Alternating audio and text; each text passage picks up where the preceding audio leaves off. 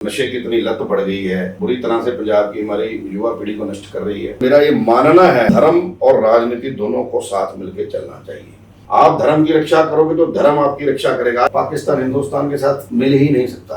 देखिए भगवान राम थे, मैं उस बारे में मैं किसी का थे नहीं बताता। मैं यहाँ तक बोलता हूँ कि अगर हनुमान ना होते तो राम ना होते। यूक्रेन रशिया का युद्ध आपको पता है 4 साल से चल रहा है। पीछे ईरान में 200-250 बच्चे मार दिया। लालच अपनी प्रकाष्ठा पे चला गया, अहंकार अपनी प्रकाष्ठा पे चला गया। तब हार कर कृष्ण भगवान को एक ही विकल्प मिला, युद्ध।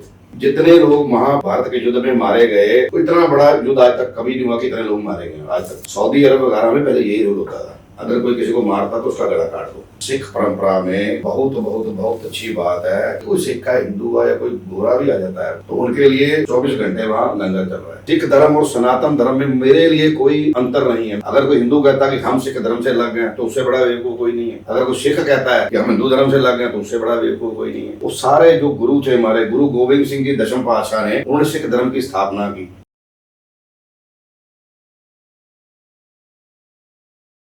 नमस्कार जी, आज के लाल सीटा लीगल के इस एपिसोड में स्वागत है जितेश कुमार जी का, टोनी पंडित जी का, जो आज के हमारे गेस्ट हैं। हनुमान दल, राष्ट्रीय हनुमान दल के पंजाब प्रदेश के अध्यक्ष हैं और कारोबारी हैं। सारा विश्व तकरीबन घूम चुके हैं, इंटरनेशनल सिटीजन हैं। स्वागत है जितेश जी आपका, बहुत बहुत। जी अनिल जी, जय श्री राम, जय जय श्री हनुमान, वंदे मातरम, भारत माता की जय। सबसे पहले मैं आपको बहुत धन्यवाद देता हूँ कि आपने अपने स्टूडियो में हमारे राष्ट्रीय हनुमान दल के बारे में या हमारे विचारों को जानने के लिए आमंत्रित किया। जितेश जी, आपको टोनी पंडित कहना ज्यादा अच्छा लगता है या जितेश कुमार? कुछ भी कह लीजिए, कोई फर्क नहीं है, एक ही बात है। पानी कह लो, वाटर कह लो, जल कह लो, बात तो एक ही है।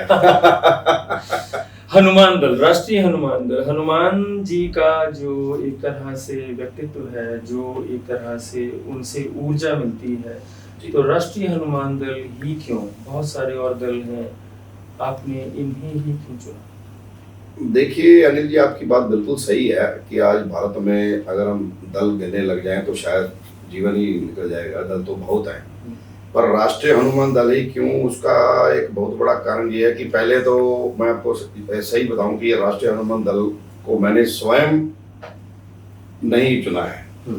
मेरा अपना ऐसा विश्वास है, मेरी ऐसी मतलब एक अंदर से एक मेरे को आवाज है कि ये दल मेरे लिए हनुमान जी ने खुद चुना है। अच्छा। ये मैं आपको सच्ची बात हृदय से बताता हूँ, क्योंकि मेरा कभी भी जीवन में किसी राजनीतिक दल में जाने का कोई विचार नहीं था। ठीक है जी। हाँ, एक सनातनी होने के नाते सनातन धर्म का फॉलोअर बचपन से रहा हूँ और शायद रहूंगा अंत तक।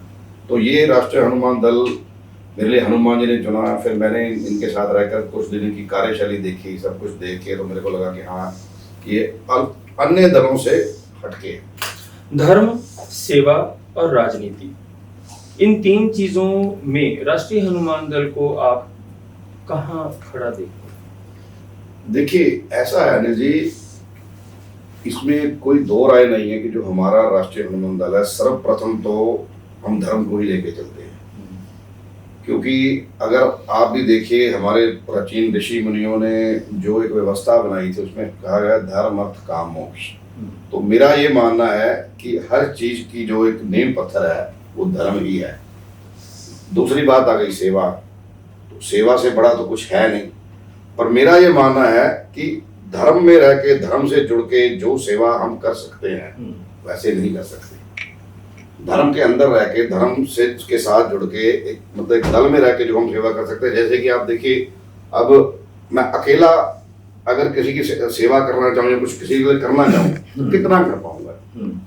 इतना। जब हम एक किसी धर्म के ध्वज के नीचे एक बहुत बड़ा दल बना के सेवा करते हैं तो हम बहुत विस्तार से और बहुत सारे मतलब एक साथ अगर हमें मतलब पब्लिक को या लोगों को हमारी सहायता की जरूरत पड़ जाए तो हम कर सकते हैं। तीसरी बात आ गई राजनीति। राजनीति से हमारा सीधा कुछ लेना देना है नहीं, पर मैं एक बात कहना चाहूँगा कि जो भी राजनीतिक दल हमारे सनातन के लिए कुछ करता है या हमारे मतलब सनातन को आगे लेके जाता है, उसके साथ हम हमेशा थे, हमेशा है, हमेशा रहेंगे। इससे हमें कोई फर्क नहीं पड़ता कि वो पार्टी चाहे कोई भी हो, कोई भी राजनीतिक दल हो जाए। टोनी पंडित, जितेश कुमार, आपका जो संपर्क और संबंध है वो बहुत सारे राष्ट्रों से, बहुत सारे नेशन से, दुनिया के बहुत सारे मुल्कों में आपका संबंध रहा है, संपर्क रहा है। आपका परिवार, आपकी पत्नी जो है वो रशिया से हैं। दो देशों की संस्कृति के बीच में आपने बहुत समय गुजारा, उन दोनों को बहुत अच्छे से नजदीक से देखा है।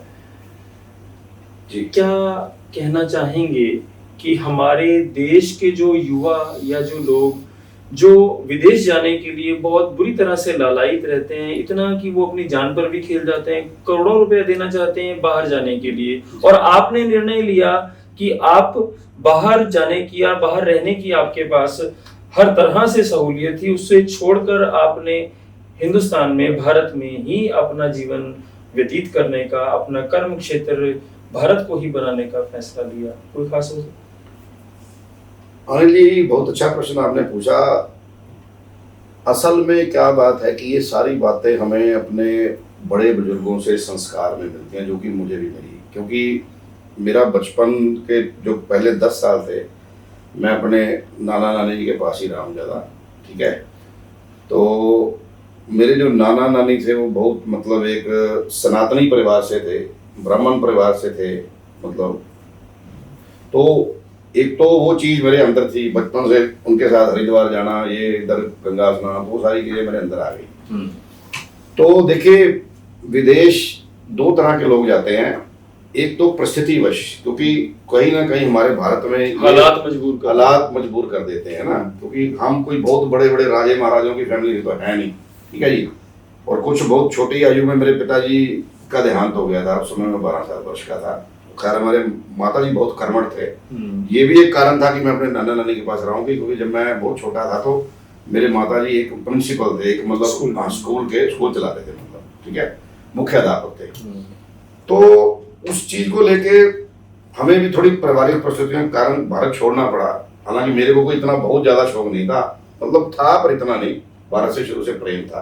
तो वही चीज को लेकर मैं सोचता था कि यार चलो अब जाना है तो जाना है, पर वापस आना है, भारत में आना है और सनातन धर्म के साथ ही जीना है, मरना है, और अगर भगवान ने चाहा तो सनातन धर्म के लिए कुछ करना है। अगर आप जब युवा थे, बिल्कुल युवा थे, तब भी आपके मन में क्या यही विचार थे कि आपको हिंदुस्तान ही प्यारा लगता था, भारत ही प्यारा लगता था? बिल्कुल बिल्कुल नल जी, मेरे को शुरू से लेके आज तक भी भारत के साथ जो मेरा मतलब हृदय से जो मेरा वो है, मतलब कि बंधन है, एक बंधन कह लो या कुछ भी कह लो, वो और किसी भी, मतलब मैंने पूरा ऑलमोस्ट वर्ल्ड घूम लिया, सारे देश घूम लिए हैं, पर जब तक मैं भारत नहीं आ जाता मेरे अंतरात्मा को जैसे एक मतलब शांति नहीं मिलती। मैं ऐसे सोच रहा हूँ यार कहाँ फंस गए, यार क्या क्या कर रहे हैं, कुछ जिंदगी ये जीने के लिए आए हैं, मतलब आप समझ रहे हो मेरी बात को? जी। आप एक धार्मिक व्यक्ति हैं या एक कारोबारी हैं या राजनीतिक? अनिल जी, अगर मैं स्वयं को अपनी दृष्टि से देखूं तो मुझ में इन तीनों का समन्वय है। मैं कारोबारी भी हूँ, ठीक है जी, मैं एक मतलब धार्मिक तो हूँ ही हूँ, आपको पता ही है सारा, मैं तो आपको मतलब बताया ही है। राजनीति को लेके देखिए, मैं डायरेक्ट किसी राजनीति में इन्वॉल्व नहीं हूँ, सीधा मेरा किसी राजनीतिक दल से ना कोई लेना है ना कोई देना है, पर मेरी जो अपने एक विचार है, जो अगर मैं जो मेरा दृष्टिकोण है, मेरा ये मानना है कि धर्म और राजनीति दोनों को साथ मिलकर चलना चाहिए, क्योंकि धर्मयुक्त जो राजनीति होती है, जो व्यक्ति धार्मिक होगा अगर वो राजनीति करेगा तो अलग तरह से करेगा, उसकी सोच अलग हो जाएगी। जैसे कि इसमें किसी मैं राजनीतिक दल को नहीं जोड़ रहा या कुछ भी ऐसा नहीं कह रहा। एक उदाहरण के लिए हमारे माननीय उत्तर प्रदेश के मुख्यमंत्री श्री आदित्यनाथ जी, योगी आदित्यनाथ जी महाराज, आप देखिए उनकी राजनीति करने का पूरे भारत से एक अलग ही मतलब, आज मैं भारत में जहां भी जाता हूं हर प्रांत का व्यक्ति, बच्चा, युवा कहता है कि मुख्यमंत्री हो तो योगी जी जैसा। अब आप देखो क्यों, उसके पीछे कारण है बहुत बड़ा कारण है, क्योंकि योगी जी है, जो योगी जी महाराज हैं, उनको देखो धर्म का इतना उन्होंने जीवन धार्मिक जिया है। उनके गुरु जी थे जो अवैधनाथ जी, वहाँ मैं उस मठ में भी एक बातचीत के सिलसिले में बता दूं, 99 में मैं 3 दिन उस मठ में भी रहा था, कभी 99 में रशिया से आया था कुछ दिन के लिए। तो मतलब मेरे कहने का मतलब यह कि धर्म से विहीन जो राजनीति है उसका कोई भविष्य नहीं है। राजनीति को धर्म युक्त ही होना चाहिए, तभी हमारा देश भी आगे बढ़ेगा, हमारी युवा पीढ़ी को एक सही दिशा मिलेगी। क्योंकि गीता में भगवान कृष्ण ने साफ साफ लिखा हुआ है कि धर्मो रक्षति रक्षिता। आप धर्म की रक्षा करोगे तो धर्म आपकी रक्षा करेगा। आजकल की पीढ़ी को ये बात समझ नहीं आती किस तरह रक्षा करेगा। चलो खैर वो बहुत लंबी बातचीत हो जाएगी। तो मेरे कहने का मतलब ये है कि मेरे में तीनों ही हैं। युवा वर्ग जो थोड़ा नशे के लिए, थोड़ा पश्चिमी सभ्यता के लिए अग्रसर है, धर्म से थोड़ा विमुख है, क्या कहना चाहेंगे कि हनुमान दल किस तरह से उन्हें दोबारा अपनी जड़ों की तरफ ला सकता है? देखिए अनिल जी, विशेषकर हम बात करेंगे पंजाब की। वैसे तो देखिए पूरा भारत भी नहीं, क्योंकि मैं एक सनातनी हूँ, एक हिंदू हूँ, उस दृष्टि से देखे जाए तो हमारे तो वेद शास्त्र कहते हैं कि वसुधैव कुटुंबकम, सारी धरती ही हमारी है, सारी धरती ही हमारा परिवार है। तो भारत तो है ही है। चलो, पर आज जो आपने प्रश्न किया है उसमें अगर हम ध्यान से देखें तो सबसे मुख्य जो प्रॉब्लम आ रही, दिक्कत आ रही हमारे पंजाब में आ रही है, ये नशे को लेकर। युवाओं में जो नशे की इतनी लत पड़ गई है, ये पंजाब में बहुत ही बुरी तरह से पंजाब की हमारी युवा पीढ़ी को नष्ट कर रही है। चलो उसके रीजन कई हैं, उसमें नहीं, कारण बहुत है, हम नहीं जाएंगे। विदेशी मुल्क हैं, हमारे कुछ अपने स्वार्थी नेता हैं यहाँ के, उस मामले में हमने जाना नहीं क्योंकि वो हमारा विषय है नहीं। तो देखिए, राष्ट्रीय हनुमान दल की जो आप बात कर रहे हो, अभी मैंने पीछे 1 महीना लगातार ज्यादातर उन्हीं क्षेत्रों का ही दौरा किया है जहाँ नशा ज्यादा। जैसे हमारा दुआबा हो गया, हमारा माझे में बहुत नशा है, बटाला बेल्ट, ये सारी अमृतसर। तो वहाँ धीरे धीरे मैंने कुछ लोग अपने हिंदू भाई कार्यकर्ता बनाए हैं, जोड़े हैं। तो मैंने उनको एक मतलब निर्देश दिया है कि आप कोशिश करो, जहाँ जहाँ भी आप रहते हो वहाँ के युवक हैं, मतलब युवा वर्ग जो है उसको साथ लेके उसको राष्ट्रीय हनुमान दल ज्वाइन कराओ। उसमें उनको समझाओ, हनुमान चालीसा का पाठ कराओ, और नशे के से होने वाले जो भी मतलब कि नुकसान है उनके बारे में बताओ। तो ऐसा हमारा राष्ट्रीय हनुमान दल बहुत से प्रयास कर रहा है कि ये नशा कैसे धीरे, पर ये आपको पता है कि बहुत जड़ें बहुत गहरी कर चुका है, थोड़ा समय लगेगा इसको। क्योंकि अभी हमारे पंजाब में राष्ट्रीय हनुमान दल की इकाई को बने हुए 3 महीने हुए हैं। तो जैसे हमारी राष्ट्रीय हनुमान दल की संख्या कार्यकर्ताओं की बढ़ेगी, वैसे वैसे वो जागरूकता अपने आप लोगों में हम पैदा करेंगे। और सबसे बड़ी बात मैं युवाओं को ये जरूर कहना चाहता हूँ कि अगर कुछ भी करो, पर सुबह उठ के 5 मिनट के लिए हनुमान जी का ध्यान करके हनुमान चालीसा जरूर पढ़ो। उसका कारण है कि हनुमान चालीसा में ऐसी शक्ति है जो धीरे धीरे आपको इन सब चीजों से निकाल के ले जाएगी। ये आपका विश्वास है? बिल्कुल, 100% विश्वास। सनातन धर्म का पालन करना जो सनातनी है उनके लिए उचित है, बहुत बढ़िया है। पर हमारा जो देश है जी, वो एक तरह से सेक्युलर कंट्री है जिसमें सभी धर्मों को बराबर का स्थान और सम्मान दिया गया है। जी।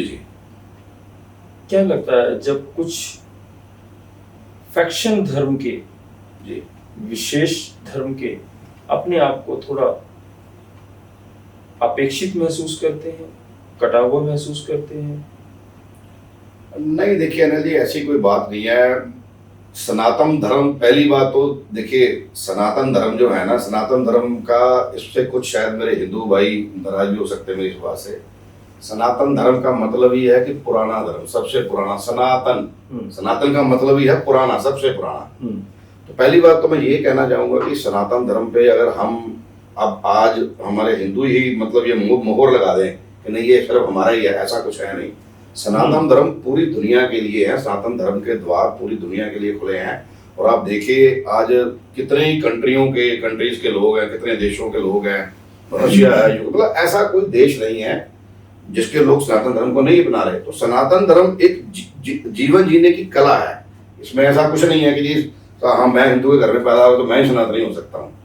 कोई भी सनातनी हो सकता है जो हमारे इस चीज को का अनुसरण करेगा, हमारे नियमों का अनुसरण करेगा, हमारे ऋषि मुनियों ने ग्रंथों ने जो परंपरा दी है वो सनातनी ही है एक तरह का देखा जाएगा। कुछ हमारे राजनेता पिछले वक्त में कुछ ऐसी बातें हुई हैं जिसमें ऐसा लगा है कि जो हमारे मंत्री हैं जिनके ओहदे बहुत बड़े हैं और दुनिया जिन्हें फॉलो करती है जी, उन्होंने धर्म का नाम लेकर धार्मिक रीति रिवाजों को मुख्य रखते हुए कुछ एक ऐसी बातें कही, कुछ एक ऐसी चीजें हुई जिससे ये लगा कि वो साइंस, विज्ञान जी, और साइंटिफिक अप्रोच को छोड़कर जी, अग्रसर हो रहे हैं उन बातों की ओर जिन्हें धार्मिक बताकर अंधविश्वास की तरफ ले जाया जा रहा है।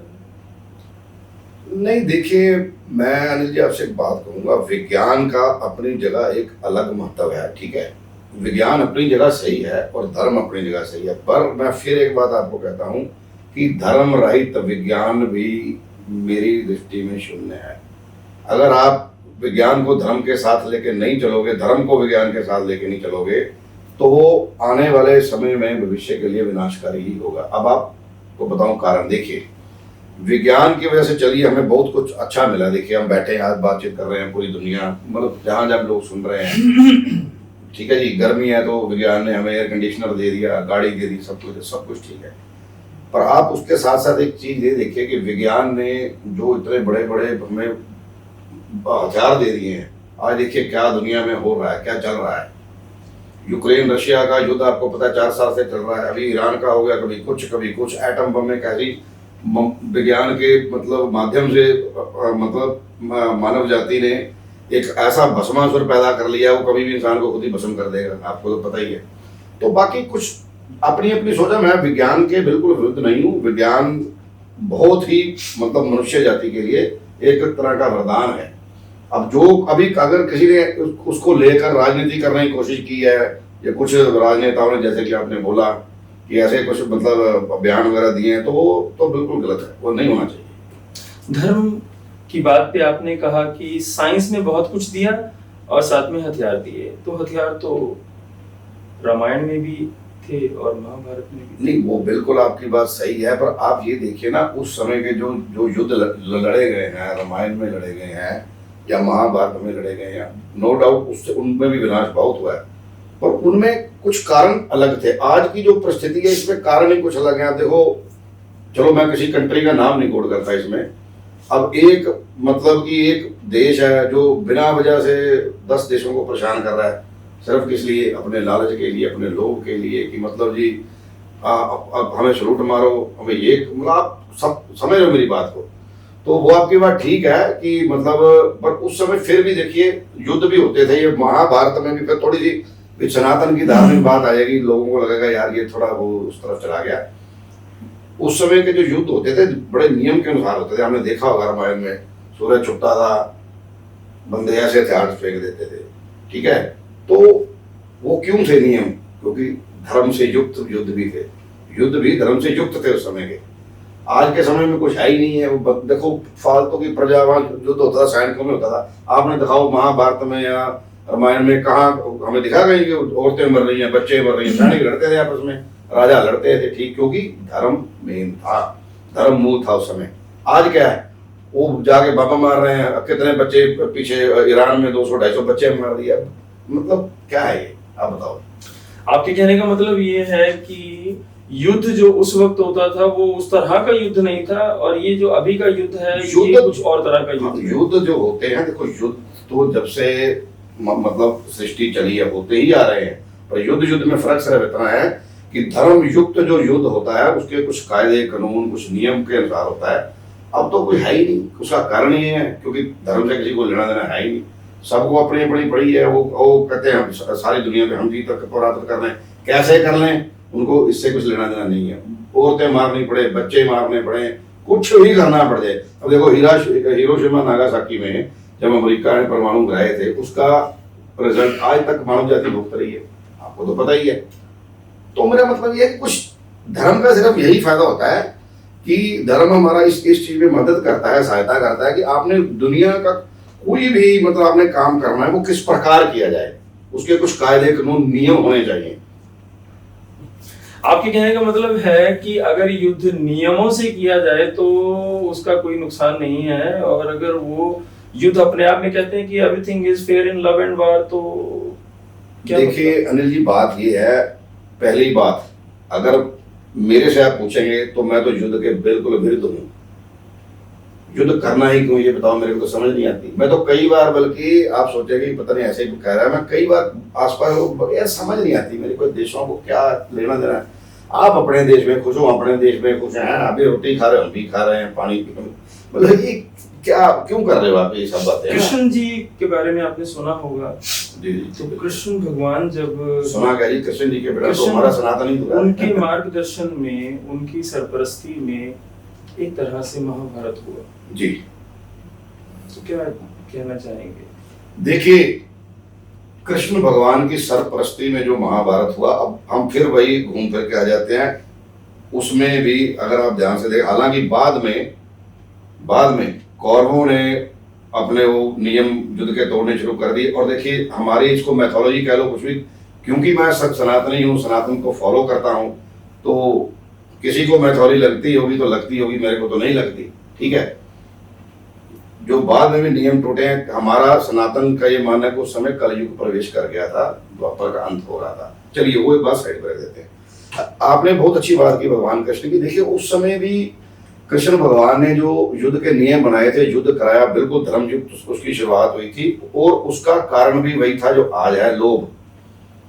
कृष्ण भगवान, आप ये देख लो कि कृष्ण भगवान ने कहां तक युद्ध रोकने की कोशिश की कि युद्ध ना हो। उन्होंने पांडवों के लिए 5 गांव तक मांग लिए। इससे ज्यादा बड़ी बात, इससे ज्यादा ग्रेटनेस क्या हो सकती है? पांडव भी मान के चलो कृष्ण भगवान जो आप करो। अब एक आदमी को 5 गांव भी देने को तैयार नहीं है। जब लोभ अपनी प्रकाष्ठा पे चला गया, लालच अपनी प्रकाष्ठा पे चला गया, अहंकार अपनी प्रकाष्ठा पे चला गया, तब हार कर कृष्ण भगवान को एक ही विकल्प मिला, युद्ध। आपकी बात के लिए एक बात कर रहा हूँ कि आप ये मानते हैं कि जो महाभारत का युद्ध हुआ था उसमें लाखों लोग मारे गए? देखिए अनिल जी, अब मैं तो आंखों से तो देखा नहीं, बोले में तो करोड़ों भी बोलते हैं, कहते हैं आज महाभारत का युद्ध जितना, मतलब बोले में यहाँ तक बोलते हैं कि जितने लोग महाभारत के युद्ध में मारे गए, इतना बड़ा युद्ध आज तक कभी नहीं हुआ कि इतने लोग मारे गए आज तक। जो युद्ध शुरू हुआ था वो धृतराष्ट्र की बात से हुआ था, द्रौपदी का बीच में जिक्र आता है, उनकी वजह से हुआ था जी। कृष्ण भगवान थे जी, भगवान हैं जी। आपको नहीं लगता क्या कि वो टाल सकते थे युद्ध? नहीं, मैंने तो नहीं बोला, हमने टालने की बहुत कोशिश की। तो क्या भगवान बेबस हो गए थे? नहीं नहीं नहीं, देखो भगवान बेबस नहीं होते, बट ऐसा है, कृष्ण भगवान एक अवतार थे। आप जो हमारा देखो, फिर मैथोलॉजी वाली बात आ जाएगी, और शास्त्रों में ये बात साफ साफ लिखी है कि भगवान भी जब पृथ्वी में मनुष्य के रूप में जन्म लेते हैं तो उनको भी पृथ्वी के धर्म का पालन करना ही पड़ता है। अब भगवान चाहते तो ठीक है, आपकी बात तो सही है कि वो ऐसे उसके सर पे हाथ रखते हैं, दुर्योधन के उसकी बुद्धि पढ़ देते, ये करते, एक चमत्कारों वाली बात पे हम अगर देखें, चमत्कार तो उसके बाद भी हुआ, हाँ, पर युद्ध में भी हुए, हुए हैं ना, पर वो कब हुए हैं? जब उन्होंने एक शर्त मानी नहीं दुर्योधन ने, जब उन्होंने देखा यार ये तो इसका तो अब मतलब अंत करना ही आवश्यक है, करना ही पड़ेगा, नहीं तो आज नहीं तो कल ये फिर गड़बड़ करेगा। और उस समय वैसे भी देखो आप अधर्म का बहुत, हालांकि आपने एक छोटी बात की थी, सॉरी मैं वहां आता हूँ, फिर मैं कहता हूँ हो सकता है कुछ हमारे सनातनियों को, हिंदुओं को ये बात अच्छी ना लगे।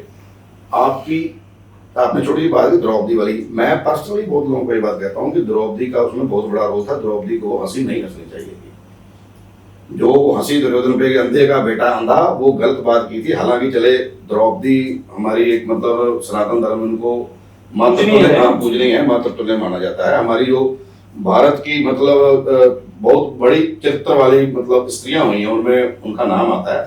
पर देखिए गलत तो गलत है, चाहे आप करो मैं करूं, वो बहुत बड़ा युद्ध का एक कारण था, ठीक है।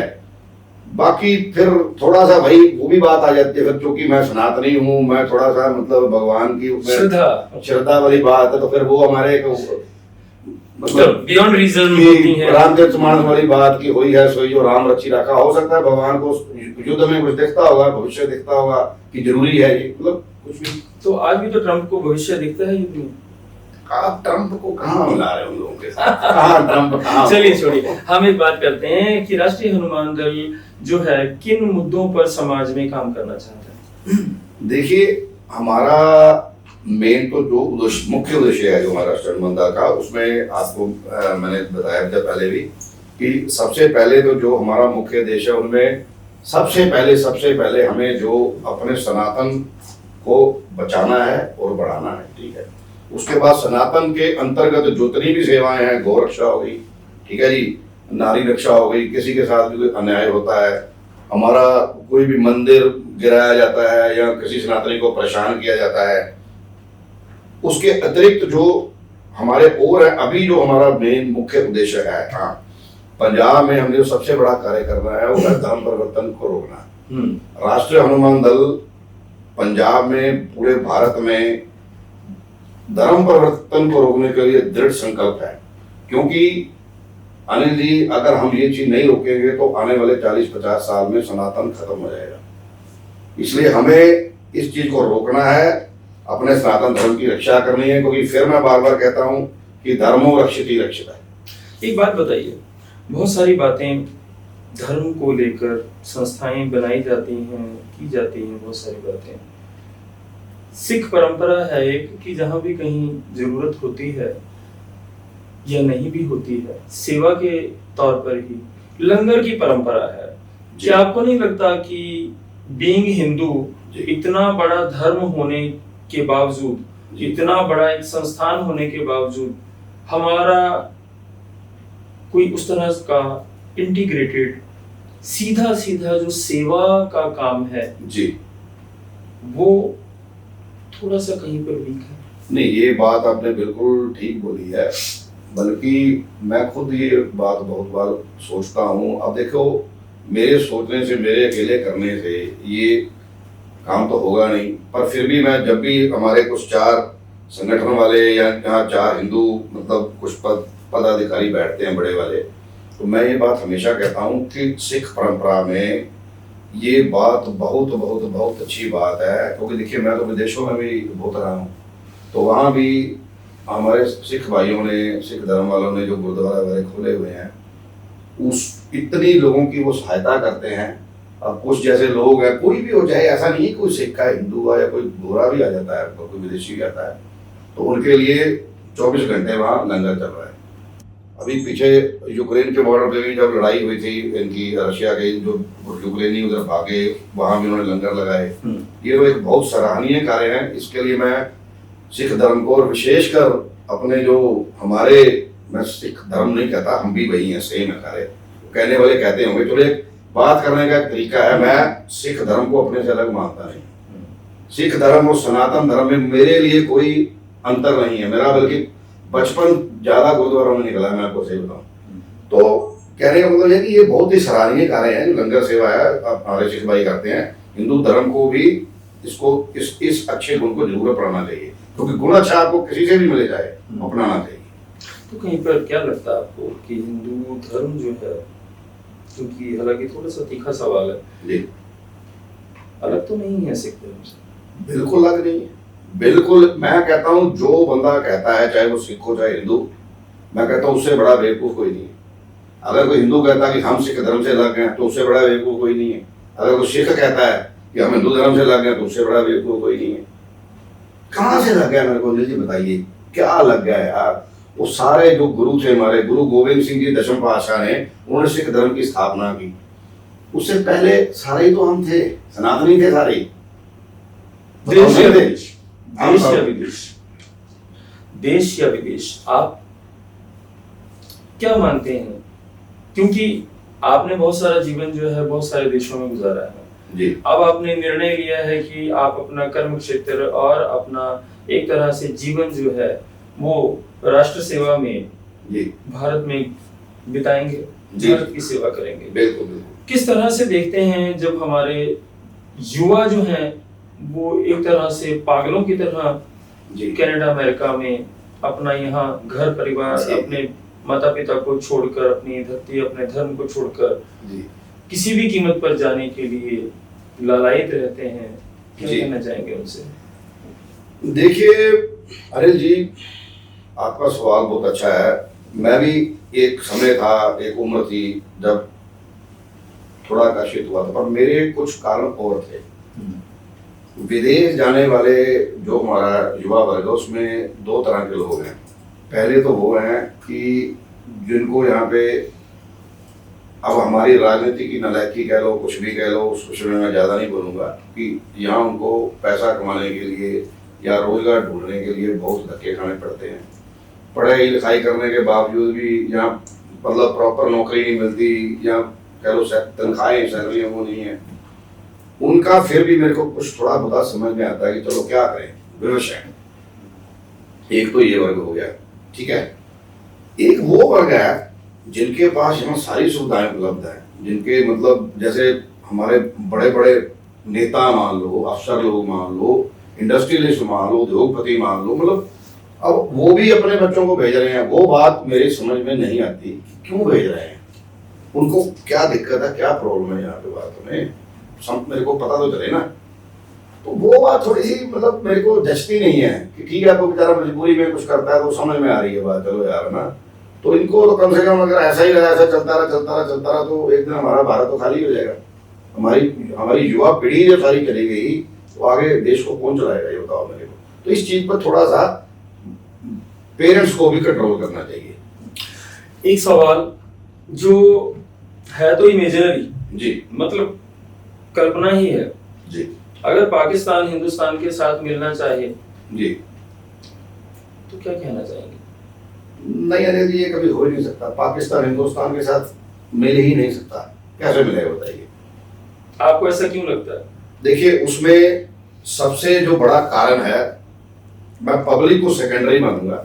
हमारे जो नेता लोग हैं ये मिलने नहीं देंगे, पहली बात वही है क्योंकि उनके कुछ अपने फायदे हैं, इनके कुछ अपने फायदे हैं। क्या चाहेंगे कि इन केस अगर वो लोग हमारे साथ दोबारा मिलना चाहें तो क्या चाहेंगे कि वो अपना धर्म छोड़कर हमारे साथ में आए, या आप उन्हें ऐसे ही अपनाने को तैयार होंगे? नहीं नहीं अनिल जी, देखिए बिल्कुल भी हमारा, फिर वही बात आ गई, हमारा सनातन जो है, सनातन ही एक ऐसा धर्म है जो सब धर्मों को समभाव से देखता है और समान करता है, ठीक है।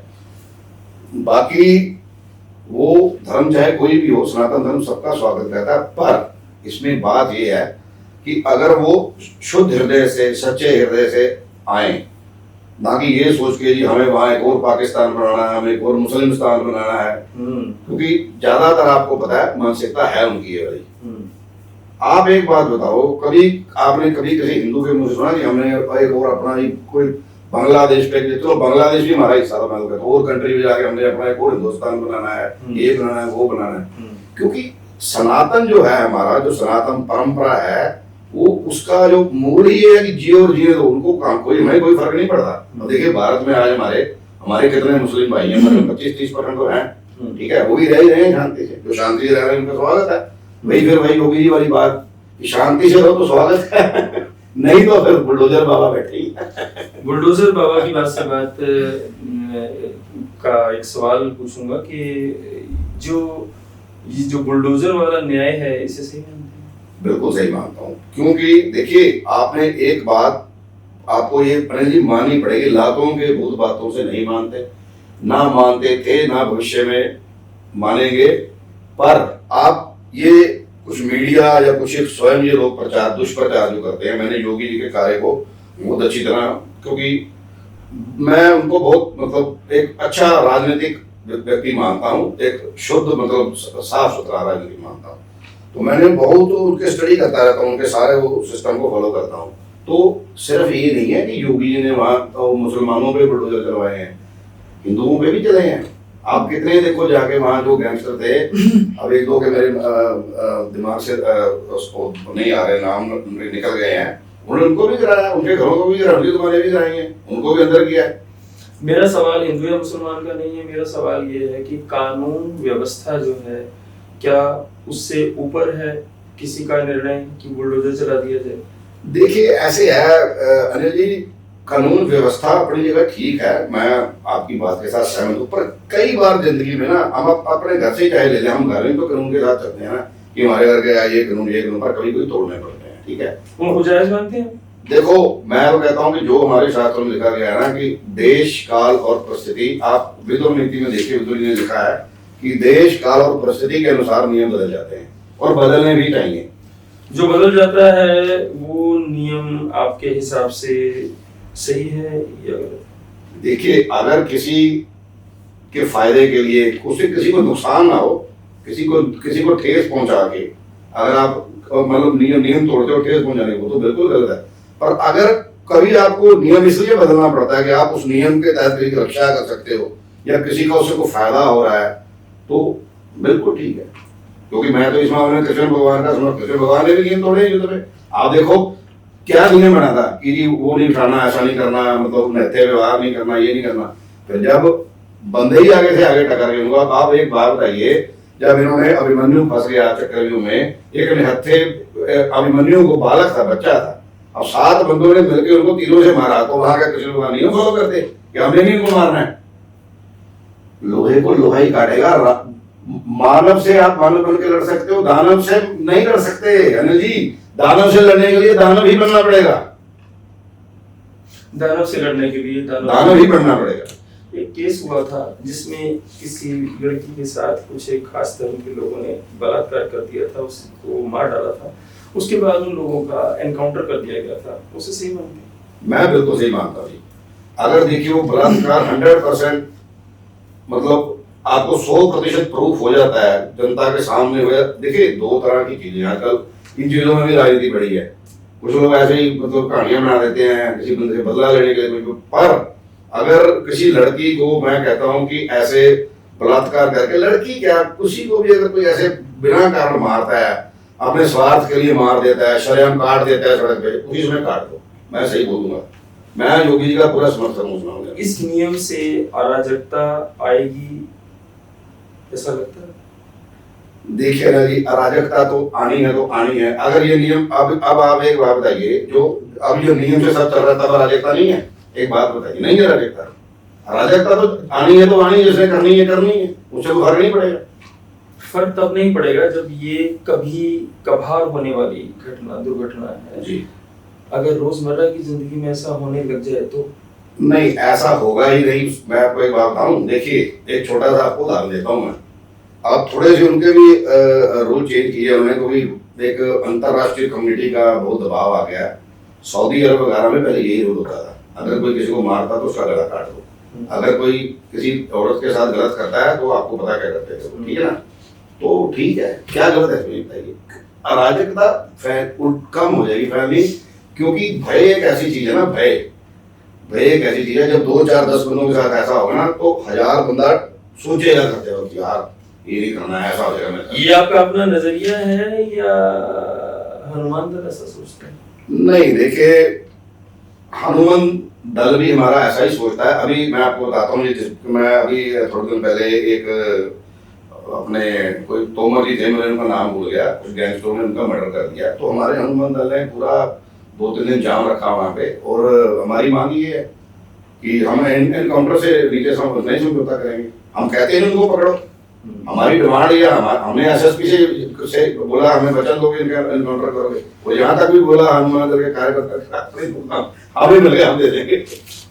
होना चाहिए नहीं, क्यों नहीं? चलिए थोड़ी सी ज्यादा आगे निकलिए बात। जय श्री राम या वंदे मातरम? जय श्री राम तो देखिए हमारा हृदय है, बाकी भारत भी हमारी भूमि है, हमारी माता है, पर फिर भी एक सनातनी के नाते मैं पहले जय श्री राम ही कहूंगा। आपने देखा आपके शो के शुरू में पहले मैंने बोला जय श्री राम, वंदे मातरम, भारत माता की जय। किसी से जबरदस्ती जय श्री राम कहना नहीं, बिल्कुल नहीं, होना नहीं चाहिए। जब तक हृदय से राम ना निकले कोई फायदा नहीं। मंदिर या मैदान? देखिए दोनों, मैदान तो युवा पीढ़ी के लिए बहुत जरूरी है, पर मैं ये जरूर कहूंगा कि मैदान में जाने से पहले जो भी रास्ते में जनकपुरी का मंदिर है उनको माथा टेकिए, उनसे आशीर्वाद लीजिए, क्योंकि हनुमान जी की कृपा से यह मैदान में भी 10 वर्ष ज्यादा सफल हो जाएगा, मेरी गारंटी है। शक्ति या भक्ति? देखिए यदि अगर आप भक्ति करोगे, शक्ति स्वयं पीछे पीछे आएगी। बरसों के पीछे शक्ति चलती है। युवाओं की कमजोरी क्या है आजकल? युवाओं की कमजोरी सबसे बड़ी तो मैं ये कहूँगा कि शॉर्टकट बहुत ढूंढते हैं हर काम में। इनमें मतलब पेशेंस नहीं है। जैसे मतलब कि शॉर्टकट में आपको पता लाइफ में कुछ नहीं मिलता। किसी एक को अगर मिल जाए 100 में से तो उसको हम नहीं ना ले सकते। तो जल्दबाजी बहुत करते हैं, शॉर्टकट करते हैं। हाँ, इम्पेशेंट, ये थोड़ा सा इनको वो करना पड़ेगा। और थोड़ी सी सभ्य तो नहीं मैं कहता, पर मैंने बहुत से युवाओं में देखा है कि थोड़ी विश्वास की कमी है। कोई एक चीज जो आपको लगता है? और भटकन बहुत ज्यादा है इनमें। भटकन कभी वो जी। कोई एक चीज जो आपको लगता है जी भारत को बदल सकती है? मैं अनिल जी फिर वही बात कहूंगा कि भारत को बदलने के लिए हमें पूरा गुरु परंपरा, ऋषि परंपरा, गुरुकुल परंपरा लानी ही पड़ेगी। क्योंकि वहां से जो बच्चे निकलेंगे वो जाके जो राजनीति चलाएंगे उससे भारत का एक अलग ही रूप निकल जाएगा। मंत्र बहुत शक्ति रखते हैं, आपका फेवरेट मंत्र? देखिए, मंत्र तो बहुत है। हालांकि मैं हमेशा बोलता हूँ धर्मो रक्षति रक्षता, पर ये एक मंत्र नहीं है। ये तो चलो एक प्रकार कृष्ण भगवान ने एक बता दिया। पर मेरा फेवरेट जो मंत्र आप कह सकते हो यही है कि सर्वे भवन्तु सुखिनः, सर्वे सन्तु निरामया, सर्वे भद्राणि पश्यन्तु मा कश्चित् दुःखाय भवेत्। ये हमारे वेदों में ऋषियों ने सारे विश्व के लिए प्रार्थना की है कि सभी सुखी रहें, सबका कल्याण हो। हे ईश्वर, हे परमात्मा, सबका कल्याण हो। हनुमान जी से बड़ा भक्त कोई नहीं है जी, उनसे प्रिय बंधु कोई नहीं है। बिल्कुल बिल्कुल। पर उन्होंने लंका में आग भी लगा दी थी। जी, आपको हनुमान जी का कौन सा गुण विशेष आकर्षित करता है? देखिए अनिल जी, हनुमान जी के वैसे तो गुण इतने हैं कि आपको पता, हनुमान जी की प्रार्थना शुरुआत में ही कहते हैं कि सकल गुण निधान। चलो उस बात में नहीं जाएंगे हम अभी जोड़ी। हनुमान जी का जो सबसे ज्यादा मेरे को गुण अच्छा लगता है वह विनम्रता। आप एक बात देखिए, आज हमारे पास किसी भी छोटी मोटी भी कोई शक्ति आ जाती है तो हम इंसान को इंसान नहीं समझते, वो ऐसे ऐसे करके बात करते हैं। हनुमान जी जिनके पीछे शक्तियां चलती थी, जो सृष्टि में क्या नहीं कर सकते थे, उसके बावजूद इतने विनम्र। जब माता सीता से मिले तो माता सीता ने पूछा आप कौन हो? उन्होंने बोला राम दूत मैं, बात जानकी। मतलब मैं राम का दूत हूँ। हालांकि भगवान राम के जीवन को देखा जाए मेरी दृष्टि से तो देखिए भगवान राम थे। मैं उस बारे में मैं किसी का थे नहीं बताता। मैं यहाँ तक बोलता हूँ कि अगर हनुमान ना होते तो राम ना होते। अब देखिए ना, पूरी राम जी की पूरी जीवन देख ले लीला, उसमें रोल ही हनुमान जी का है। राष्ट्रीय हनुमान दल की तरफ से देश और युवा के लिए क्या संदेश देना चाहेंगे? देखिए, राष्ट्रीय हनुमान दल की तरफ से और हमारे जो मतलब अध्यक्ष हैं श्री रोहित सिंह हिंदू जी, उन सब की तरफ से मैं अपनी युवा पीढ़ी को हाथ जोड़कर विनती करता हूँ कि सबसे पहले नशे से दूर रहें। क्योंकि आपको भी अपना भविष्य बनाना है और ये नशा जो है आपको जीवन के किसी भी फील्ड में आगे नहीं जाने देगा।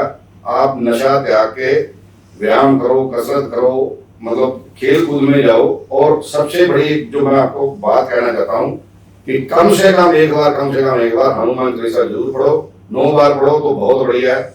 आप 3 महीने में आपको उसके नतीजे, उसके परिणाम ना देखेंगे तो मेरे को फोन कर लेना, अनिल जी मेरा नंबर डाल देना।